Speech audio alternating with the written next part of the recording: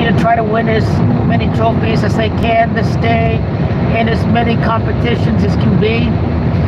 You don't want to have it all dependent on beating Liverpool in the cup final. You know, this FA Cup was good insurance just in case if they did lose the EFL Cup final to Liverpool, that hey, if they lose to Liverpool, then at least you can still have the FA Cup to win.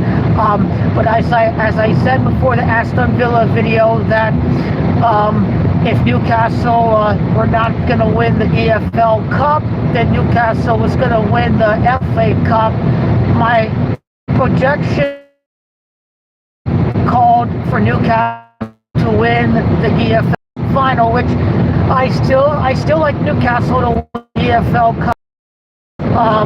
And you think about Liverpool beating Newcastle in the Premier League, like there could be a deal between the Saudis and Liverpool that, hey, if we clinch the league for you, if we lose against Liverpool, if we lose against you guys, if we lose against Liverpool, so you guys can win the league and you guys can rest players for the Champions League, you know, like before the first leg of the round of 16, that if we have a 13-game cushion before we play PSG and we, in effect, win the Premier League and we can rest players during the league, if you give us that game against you lot from Newcastle, in exchange we'll give you the EFL Cup final. What if that was the deal for the Saudis, that we'll give you that game?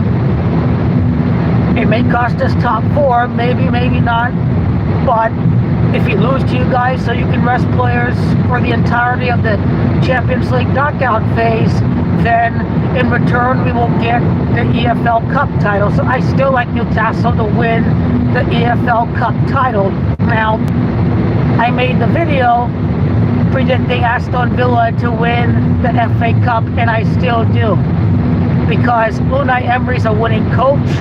He won 4 Europa League titles. He brought Aston Villa to the Champions League, and this is another team where he can win a trophy with. And he's very good in cup competitions, Unai Emery, and with Marcus Rashford on Aston Villa, we may see Marcus Rashford and Aston Villa face off against Manchester United at some point in the FA Cup. So Marcus Rashford against his former team in Manchester United, and I think Marcus Rashford is going to score against United, because United are terrible. They're in 15th place. Fulham's a very good team, but I'm giving the edge to Manchester United because of that storyline of Marcus Rashford scoring and beating Man United as a member of Aston Villa in the knockout phase of the FA Cup. And let's just think back to Scott McTominay, right? He leaves Man United and he's competing for the Scudetto with Napoli. So potentially, we can see 2 players from Man United leave the rod and go on to win big things. Scott McTominay of Napoli and Marcus Rashford with the FA Cup for Aston Villa.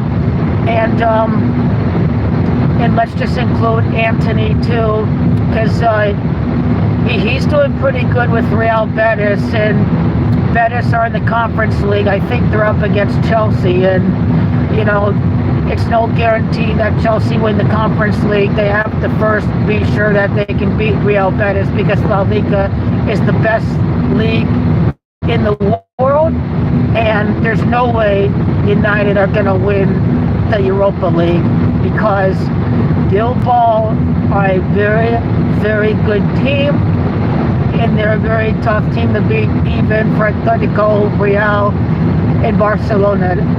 Bilbao won a Copa del Rey, and now top 4. The best team outside of Barca, Real, and Bilbao, Atletico, is Bilbao. They're right behind Barca, Real, and Atletico Madrid. So Bilbao are the strongest team left in the Europa League. Emiliano Martinez, who can forget about him? So another cup for Unai Emery. Marcus Rashford beating his former team, Man United. And now It's another trophy for Emiliano Martinez, another trophy for the Argentina goalkeeper, which when we think about Argentina, think to the La Liga, right? Their bodies out there getting loose balls, just being a bunch of misfit bastards out there. And you have Julian Alvarez, scoring big time goals for Atletico Madrid. So, you know, again, we have players on the Argentina national team doing big things at club. They're only warming up for that World Cup. So having a great penalty stopper, Emiliano Martinez, is going to help Aston Villa. So Aston Villa don't even need to win in regulation or in extra time. Aston Villa can force it to penalties, knowing they have in Emiliano Martinez the greatest penalty shootout stopper in the game. So Emiliano Martinez is the greatest penalty goalkeeper stopper ever in the history of football. As far as I'm aware of, this guy is cold-blooded in penalty shootouts. This guy's conversion rate in penalty shootouts is out of this world. So Emiliano Martinez, this guy is one of the top things I'm looking at for Aston Villa. So now Liverpool are out. Chelsea are out. Arsenal are out. Man City are just not the previous version of themselves. They're clearly beatable 2-0 already, and they only lost last year. Where he purposely played a weekend lineup because I think Emery wanted to get back at Arsenal. So the most recent loss, as far as I can remember, I think they had a weekend lineup last year. Then they beat Villa, I think, in December, like 2-0. Villa beat Man City like 2-0 or something. So the only top team left is Man City. And I do believe that Man City not winning any trophies this year, no matter what. This year is bound to end with no trophies for Man City. No league, out of the Champions League, out of the EFL Cup. The only thing left is the FA Cup. And I reckon football fans, soccer fans are going to get the ending that they crave. Not only losing the league, not only failing to make the knockout stage of the Champions League, but the era of winning cups is over for Man City should they fall and lose in the FA Cup. That's all that's left.